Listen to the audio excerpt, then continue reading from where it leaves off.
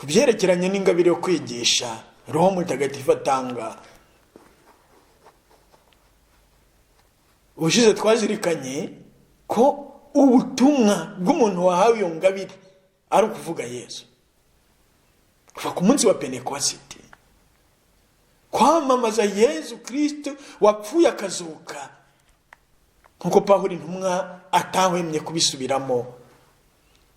Nta kindi nashatse kwibandaho usibye kubamenyesha Yesu Kristo, kandi Yesu Kristo wabambwe ku musaraba, nkuko ubwe abivuga. Yesu Kristo wabambwe ku musaraba.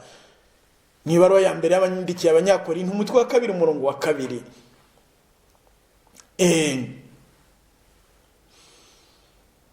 Pawulo intumwa rero mutagatifu yahoraga yamamaza Yesu, nibwo butumwa bwe. Ese wowe witwa ngo wigisha abandi, ubutumwa bwawe nubuhe niba atari Yesu? Niba atari Yesu wigisha iki? Wigisha nde? Ni byiza ko Yesu Kristo akangura umuntu wese uhagaze muri kiliziya yigisha bati ninjye wakohereje kandi ninjye ndashaka kumvuga. Nkuko ko bashobora kubona igitabo cy'amasengesho ya kiliziya kiriya bita buri byari, cyangwa liturujia y'amasaha y'umunsi, mu masengesho ya mu gicuku mu cyumweru cya 13, icyumweru cya 13, ku cyumweru cya 13 isomo rya 2 batuha inyigisho Pawulo wa gatandatu mutagatifu yavugiye imaniye muri Filipine ku itariki 29 z'ukwa 11 mu 1970. Iyo nyigisho iguye ku mutima, ushobora kuyisanga muri uyu muyobora mu Gifaransa, kuko nayisomye mu Gifaransa kugira ngo nibura umuntu ashobora no kuyumva atwaye imodoka ye cyangwa se yikorera utundi turimo, kubera ko ni inyigisho itubwira ibyo umuntu wese w'iki gihe yagombye kuvuga.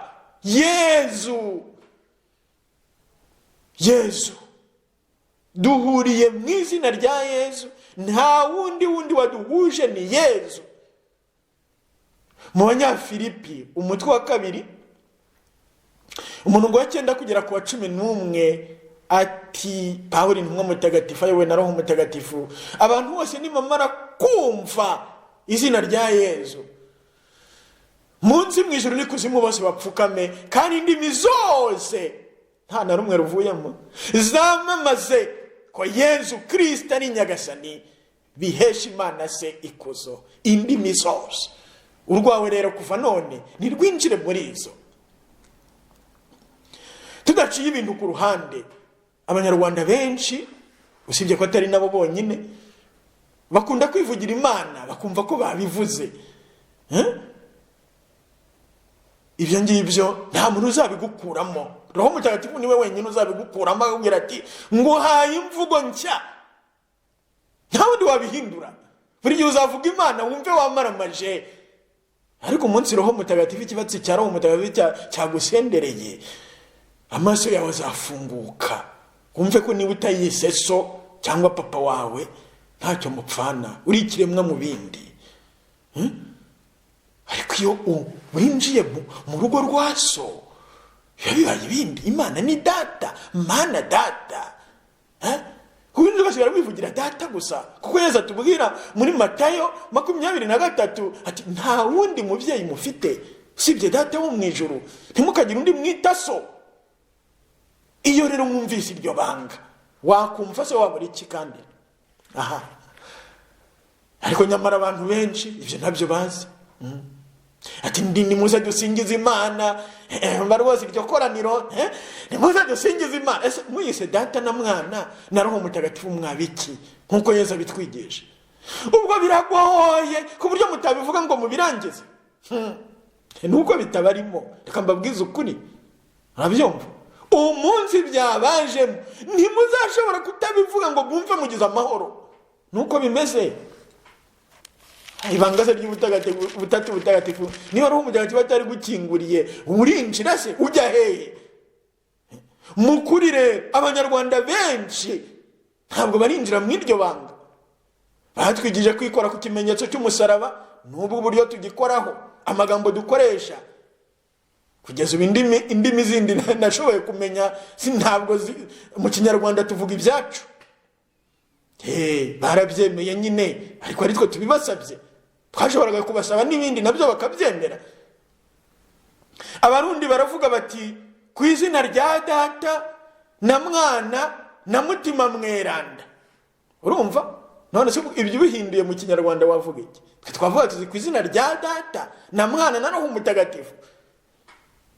Uko Abafaransa bavuga, cyangwa se Abongereza, cyangwa mu Giswahili, abazi izo ndimi nimugerageze kubizirikanaho. Ntabwo ijambo Imana rizamo, ariko Abanyarwanda twayizanyemo. Niba tuyita Data birateye, ariko si ngombwa ko twibwa tuvuga ngo by'Imana Data n'umwe n'uhoraho, nta n'undi undi se watubyaye ninde ufite ububasha bwo kubyara usibye uhoraho? Data uhoraho ni ubyara. Mpamvu bati ku izina rya Data na Mwana na Roho Mutagatifu, mu by'ukuri bihagije nkuko Abarundi babikora, mu Giswahili bakabikora, mu Gifaransa, mu Cyongereza, mu Cyesipanyol n'ahandi. Igihe kizagera n'ibyo byo mu Rwanda bihinduke. Njye ndabyifuza n'umutima wanjye wose kugira ngo tuvuge nk'abandi, turi ku izina rya Data na Mwana na Roho Mutagatifu.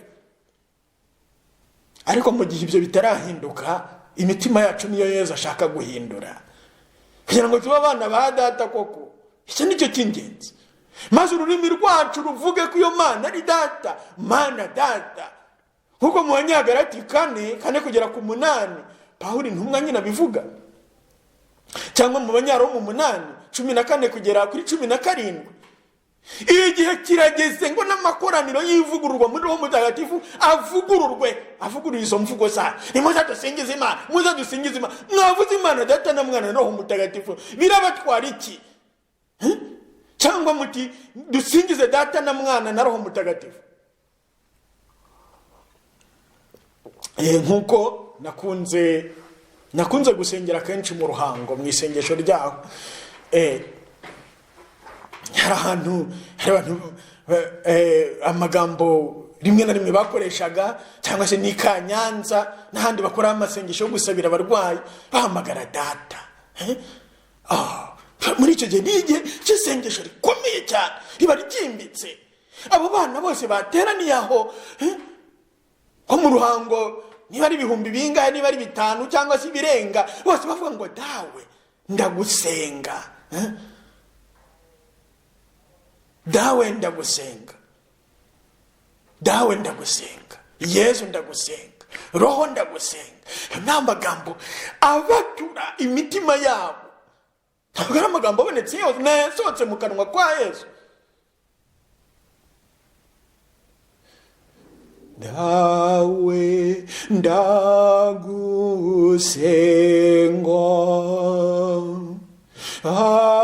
akiri ibyanjye byose, dawe ndagukunda,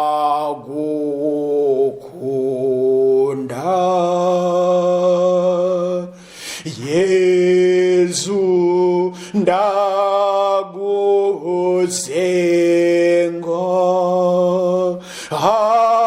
akiri ibyanjye byose,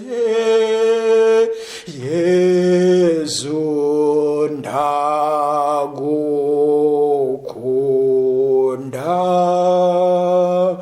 Roho ndagusenga,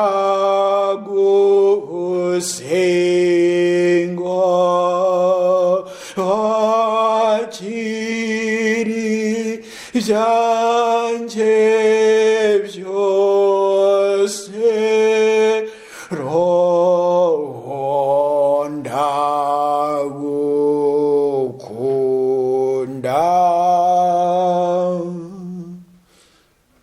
Tekereza abantu 10,000 icumi barimo bavuga batyo icyarimwe.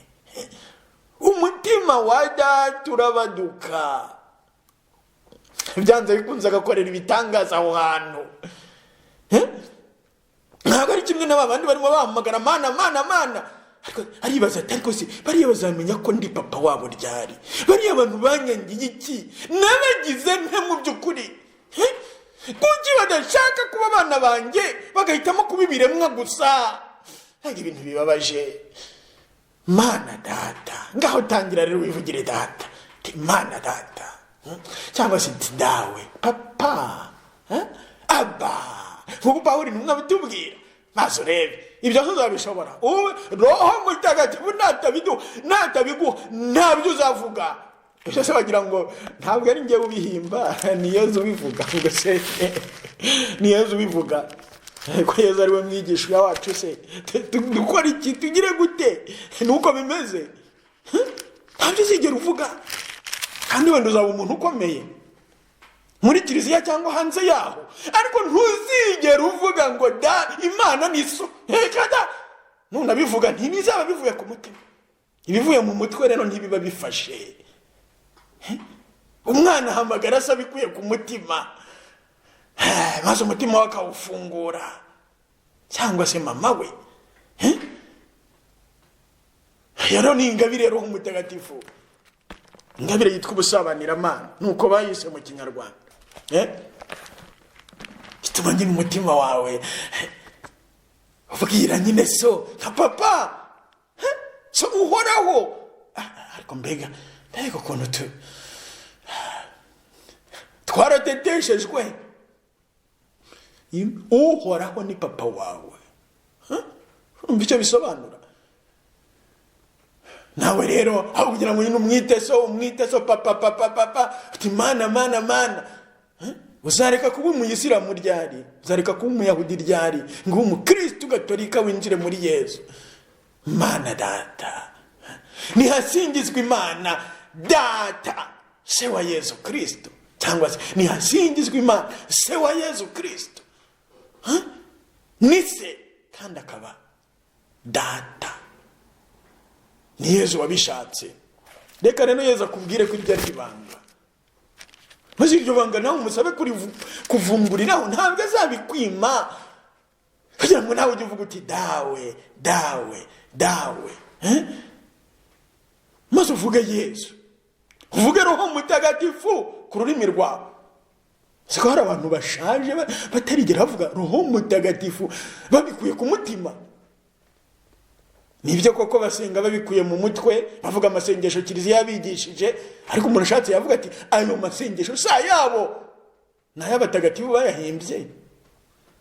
Niba rero utayagiza yawe nkaba nyiri ukuyahimba, ntuzigera uyasenga uko bikwiye.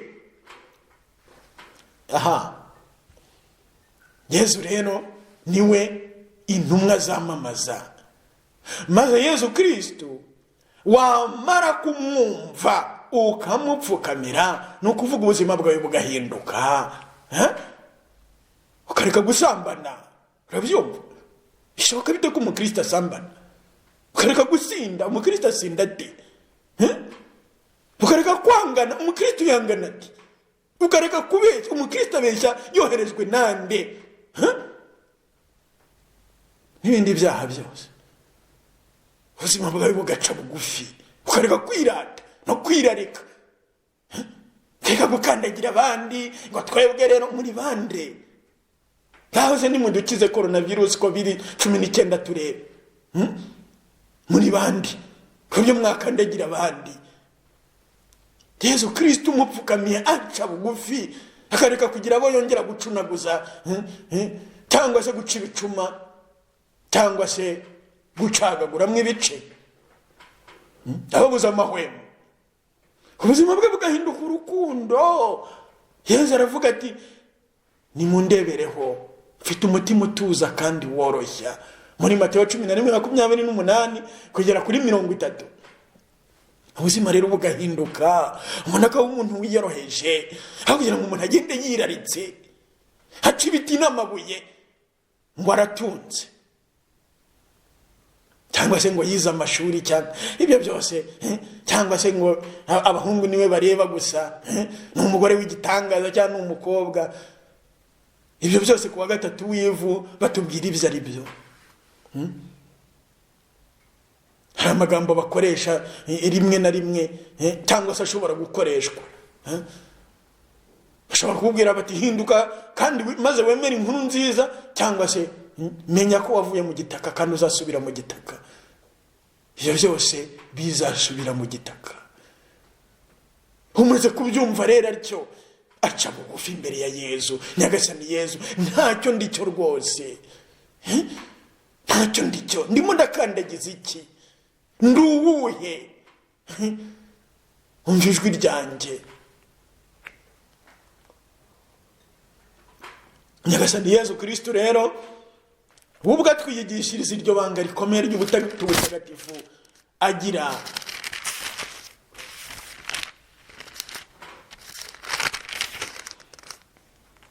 muri Luka umutwe wa 10 umurongo wa 21 gukomeza kugera kwa 24. Ako kanya Yezu himbazwa na Roho Mutagatifu. Urumva? Roho Mutagatifu. Maze aravuga ati dawe. Urumva? Roho Mutagatifu, dawe, dawe, mutegetsi w'ijuru n'isi, ngushimiye kw'ibyo wabihisha abanyabwenge n'abahanga, ukabihishurira abaciye bugufi. Koko dawe, urumva? Dawe, niko wabyishakiye, byose nabyeguriwe na Data, kandi ntawe uzi mwana uwo ari we keretse Data, nta n'uzi Data uwo ari we keretse Mwana, n'uwo Mwana ashatse kubihishurira. Urabyumva? Hanyuma hindukirira abigishwa bababwirira ukwabo ati hahirwa amaso abona ibyo muruzi. Ndababwira ukuri, abahanuzi benshi n'abami bifuje kubona ibyo mubona muruzi ntibabibona, no kumva ibyo mwumva ntibabyumva. Urumva ayo magambo? Niba washoboye kuyumva, ubushya koko wakomeza kuvuga ngo Mana gusa ukumva uravuze. Bati Mana Data, singizwa dawe, singizwa Mana Data, Mana Data turagusingiza, uri dawe, uri hano, uri umubyeyi, singizwa dawe. Ngo umuntu wuzuye Roho Mutagatifu. Ntawe uzamuguha rero wundi usibye Data, mw'izina rya Yezu ngaho musabe rero. Ngwino Roho Mutagatifu, ngwino Roho Mutagatifu unyuzuze urukundo rwa Data. Iyo ngabire se yo kuvugurura abantu mu mivugire yabo, tugereranyije nuko abantu benshi uzatega amatwi wumve niba hari izina ry'ubutatu butagatifu risohoka ku rurimi rwabo ni bangahe. Nakunze kubwira abantu ni umunsi wagiye mu isoko, kera amasoko akirema, muri iyi minsi ntarimo kurema mu bihugu byinshi. Umunsi wagiye mu isoko kumva umuntu aravuze ati Roho Mutagatifu, uzamenye kubonekewe. Njyewe kugeza ubu ntawe ndumva mu masoko nashoboye kurema, ntawe ndumva avuga ngo Roho Mutagatifu. Kubera iki? Roho Mutagatifu ntavugirwa mu isoko. Nuko ntabura ruza Roho Mutagatifu. Umunsi wavuze Roho Mutagatifu nuko uzaba babihawe n'ijuru na Data na Mwana na Roho Mutagatifu. Ntawe upfa kuvuga avuga Roho Mutagatifu. Hari umwana urumva yiga kuvuga avuga Roho Mutagatifu? Hari umwana urumva yiga kuvuga avuga Roho Mutagatifu? Wamukura he? Usibye n'uwo mwana wiga kuvuga hari abashaje bataravuga Roho Mutagatifu. Batazi kuvuga Roho Mutagatifu. Niba utazi kumuvuga ngo umuhamagare, wavugana nawe ute? Yakuvugira amate? Roho Mutagatifu, Roho Mutagatifu, Roho Mutagatifu, Roho Mutagatifu, Roho Mutagatifu, Roho Mutagatifu. Roho Mutagatifu yaramaze kuzura intumwa zahagurutse zivuga Yezu. Ushize mu nyigisho twavugaga ko umuntu nyine Roho Mutagatifu yujuje ingabire yo kwigisha ahaguruka avuga Yesu.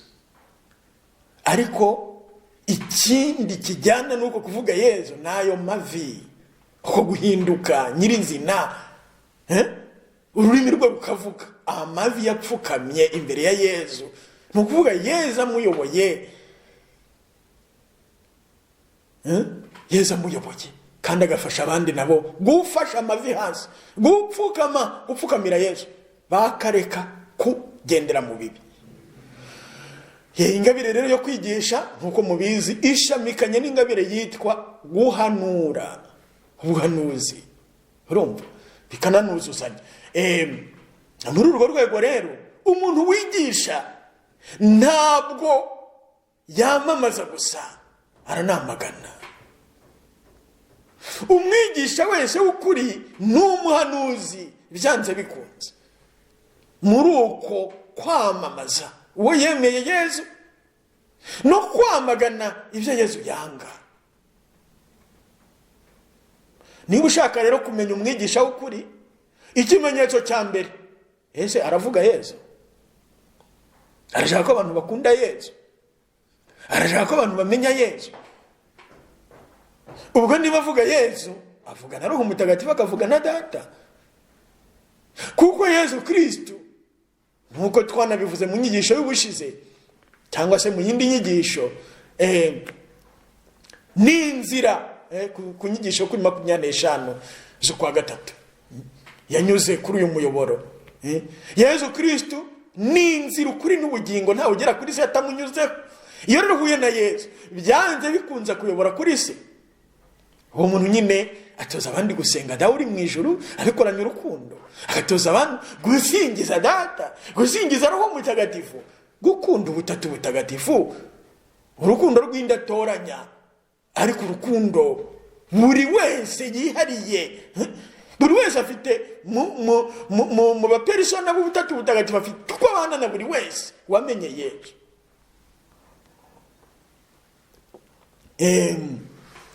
Umuntu rero uvuga mu izina rya Yesu yamagana ibyaha, uravyumva, nta na kimwe akatiye. Ntabwo umukristo wahawe iyo ngabire akatira ibyaha, basange avuga kimwe ikindi akireke.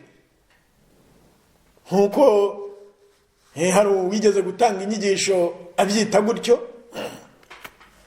ndumva ari Nkomezamihigo Modeste mu nyigisho yigeze guha abantu mpari, abwira abantu ati hari amavunja 15 ati ufite rimwe muri ryo atamenye ko ijuru atazaryinjiramo.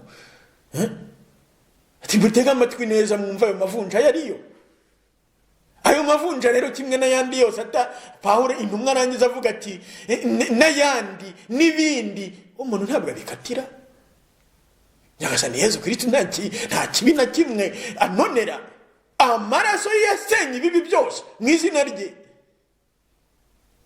Niyo mpamvu umuntu uvuga Yesu Kristo yamagana n'ibibi mu izina rya Yesu Kristo byose. Ari byo Pawulo intumwa twibutsa, tujya tubyiyibutsa maze buri wese yumve nuko ahagaze, urabyumva? Kandi nta kibi na kimwe kigomba gusigara, nta vunja na rimwe tutagomba guhanduza uruhindu rw'umusaraba wa Yesu Kristo ngo kituvemo. Iryo vunja rituvemo mu izina rya Nyagasani Yesu. Nkuko rero Pawulo intumwa bitubwira mu Banyagalati 5,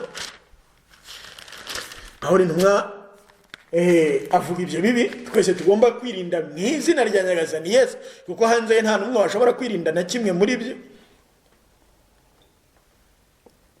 Agira ati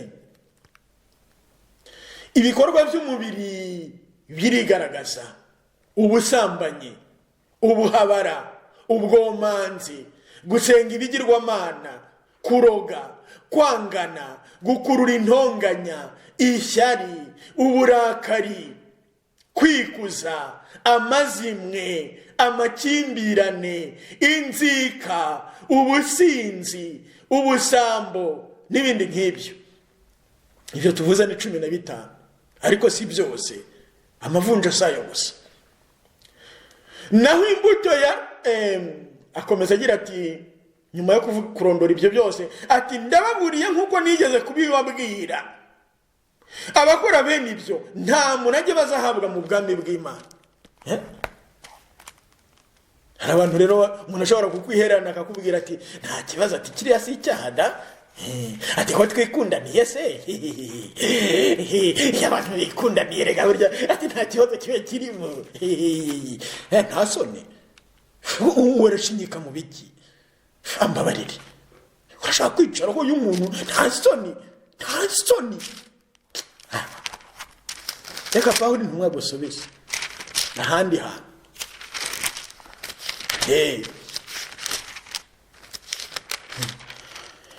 Uwahawe ingabire yo kwigisha yamagana ibyo byose, kuko izo ngeso mbi iyo zageze mu ikoraniro zirarisenya.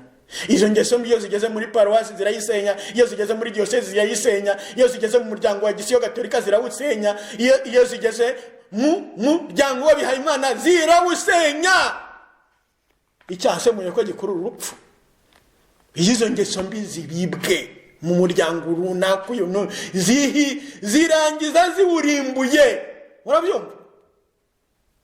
Niba mu muryango w'Abihayimana runaka iyo ingeso runaka irimo iwizimba, izashyirwa iwusenye.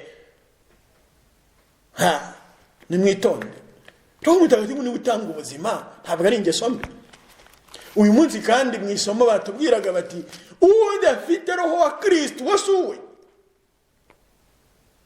Ufite roho w'ubusambanyi si uwa Yesu, ufite roho w'ishyari si uwa Yesu. Amashyari, roho mbi w'ishyari, uburyo asenya.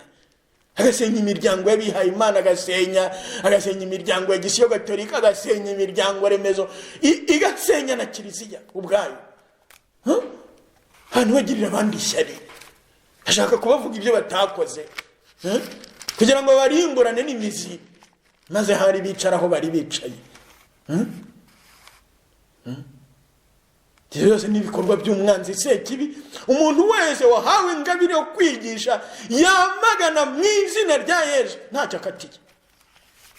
Iyo ngabire se ntabwo ikenewe, ntabwo ikenewe mu muryango remezo wawe, ntikenewe muri wa muryango wa Kiliziya Gatolika yawe, muri paruwasi yawe, mu muryango w'Abihayimana runaka. Cyangwa niba bateranye ibibi byamaganwa byose nta na kimwe bakatiye.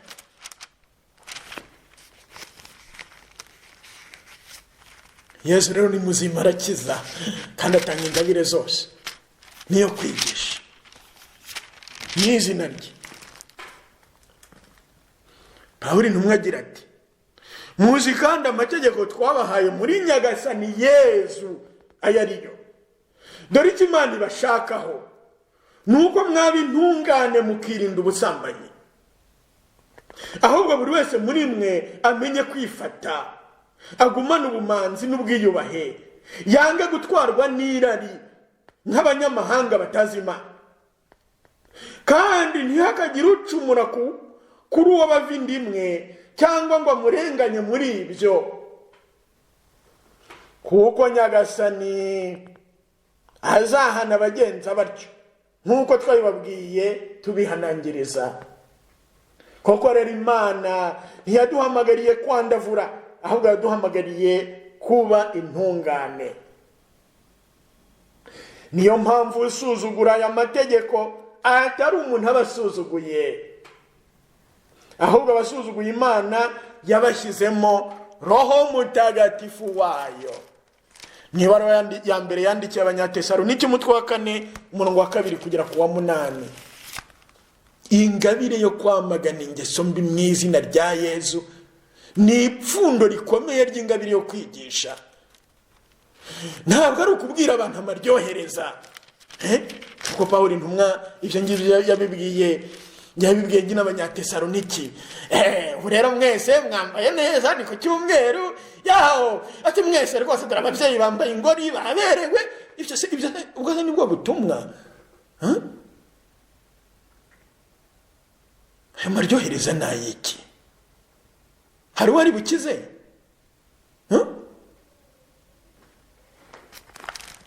Pawulo intumwa ni umwigisha uduha urugero, agira ati inyigisho zacu ntizishingiye ku buyobe cyangwa ku migambi idahwitse cyangwa se ku mayeri, ariko kubera ko yabanje kutugerageza kugira ngo idushinge inkuru nziza yayo, bituma tuyamamaza kuri ubu buryo.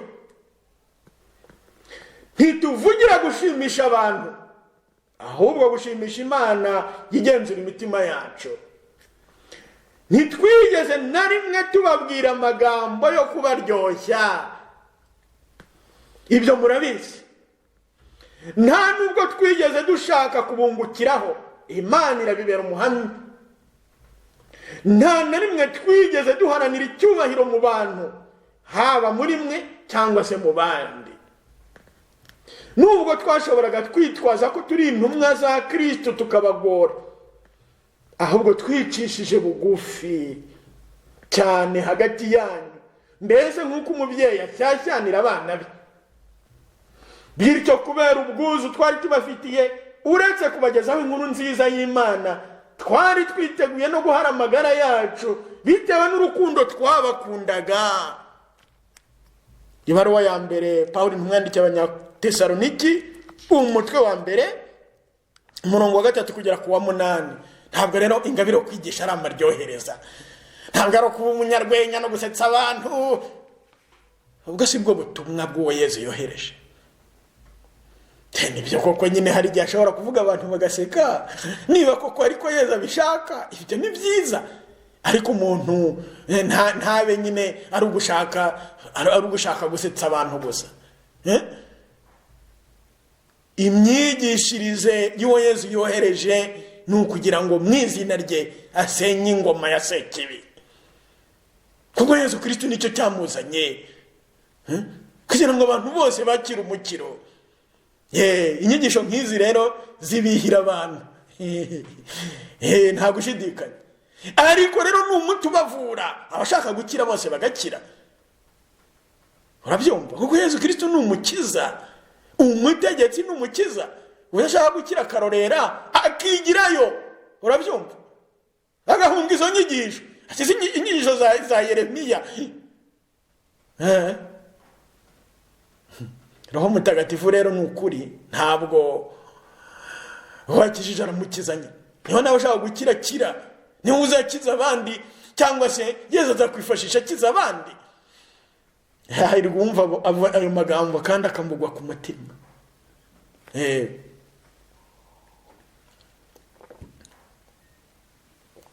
Hari abantu nanone bahabwa ubutumwa bunyuranye, bwo kwigisha ku buryo bunyuranye. Hari n'abigisha mu ndirimbo. Ariko icyo nabonye cyo, iyo umuntu atangiye mu ndirimbo kuvuga amagambo nk'ayo narindi mu mvuga, indirimbo z'abantu ntibazikunda. Urabyumva? Kubera ko zirimo umuti kandi umuti urarura. Ntawishimira guterwa urushinge, ntawishimira kwinjira mu cyumba cy'imbagwa. Nyamara izo ndirimbo izo nyigisho cyangwa se amagambo niyatanga umukiro. Hari igihe Yesu yavuze muri Yohani 6, abantu barahunga. Nuko abaza abigishwa bati, ese namwe murashaka kwigendera? Nibwo Yesu ashubije ati, Petero ashubije ati, twasanga nde wundi Nyagasani ko ari ufite amagambo atanga ubugingo bw'iteka? Niba se umuntu atarimo yamagana ikibi mu izina rya Nyagasani Yesu, kugira ngo ingoma ye yubakwe koko ku kibanza, ku rutare, iyo myanda yose yavuyeho, izo nyigisho ni inyigisho nyabake, ntacyo zizamara. Urabyumva? Uzigishwa na benshi. Umugani wa Pawulo intumwa abibwira Timote mu ibaruwa ya 2 yamwandikiye mu mutwe wa 4, ingabire yo kwigisha. Aha amubwira ati, ntuzahweme kwigisha.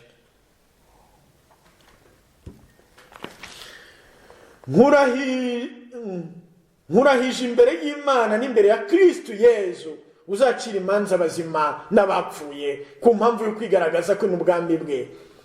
Amamaza ijambo, uryigisha igihe n'imburagihe, wumvisha ingingo, utote, ushishikaze mu bwihangane butarambirwa, uharanira kujijura. Kuko hazaza igihe abantu batazihanganira inyigisho ziboneye, ahubwo bakurikije irari ryabo n'ubukirigitwa bw'amatwi yabo, bakazikoranyirizaho umukumbi w'abigisha, maze ukuri bakakwima amatwi yabo ngo bahugukire ibitagira shinge. Wowe rero urabe maso muri byose, wiyumanganye ibitotezo, ushishikarire kogeza inkuru nziza, urangize neza ubutumwa bwawe. Ibaruwa kabiri Pawulo umwandikiye mutagatifu Timote, umutwe wa 4 umurongo wa 1 kugera ku wa 5. Abantu rero hari bishimira kwigishwa n'abantu ntacyo barimo kubigisha mu by'ukuri. Harimo nk'umuntu urimo Pawulo nyine intumwa bivuga neza. Hazagera igihe abantu batazihanganira inyigisho ziboneye, ahubwo bakurikije irari ryabo. Urumva arimo arahunga ngo batavuga irari rye, agahunga abantu bari bwamagana iryo rari, cyangwa se akabasebya. Inyigisho nka ziriya ni inyigisho nyabaki, izihetse ntashobora no kuzisubiramo. Urabyumva? Kuko hazaza igihe abantu batazihanganira inyigisho ziboneye, ahubwo bakurikije irari ryabo n'ubukirigitwa bw'amatwi yabo, bakazikoranyirizaho umukumbi w'abigishwa. Usanga nyine nk'abantu nk'ikoraniro ririmo rirashaka umuntu wazigisha, wazatanga inyigisho runaka, ugasanga barimo barahunga abafite ingabire nyayo yo kwigisha, kubera ko bazaza kubabwira ukuri bakabereka ingeso mbi zabo mu izina rya Nyagasani Yezu. Bagashaka bazaza nyine, iri koraniro rero ryanyu ryateye imbere rwose, mufite korari y'igitangaza, mufite kandi ingeso mbi zarabubatsemo. Niba ikibi kitamaganwe ntaho kijya. Urabyumva? Kubera ko iyo bamaganye ikibi umuntu ariyumva, birababaje ariko ni ukuri. Bavuga ubusambanyi, usambana ukama yambonye hehe, ukumva niwe bakozeho, birababaje. Ntibavuze izina ryawe, bavuze ubusambanyi. Ubusambanyi buba bwarabaye izina ryawe, bwarasimbuye izina ryawe, ku buryo babuvuga ukiyumva. Watangira rero ugahunga aho barimo kubwamagana hose. Ngo ziriya nyigisho iziheze ntanazivuge. Ibyo tubisubiremo, kuko ntawe upfa gusubiramo inyigisho z'ukuri. Niba ibi ngibi urimo kubyumva ukaba ushobora kubisubiriramo undi, umenye ko wahawe ingabire ikomeye uyu munsi. Yezu Kristo ni muzima, kandi Yezu Kristo arakiza. Ngaho rero nahisi yose izo ngabire isi ikeneye, bavandimwe. Dukeneye abatubwiza ukuri mu izina rya Nyagasani Yezu. Yezu Kristo yavuzwe, ibibi bikamaganwa mu izina rye, byanze bikunze Roho Mutagatifu afasha abantu kubireka. Ngaho rero dukomeze tumwiyambaze, maze iyo ngabire ahita ubugandizemo, ingabire yo kwamagana ikibi mu izina rya Nyagasani Yezu. Twamamaza Yezu Kristo, byishimo bya buri wese, tubifashijwemo n'umubyeyi Bikira Mariya n'abatagatifu bose. Singizwa Yezu Kristo wadupfiriye ukazuka.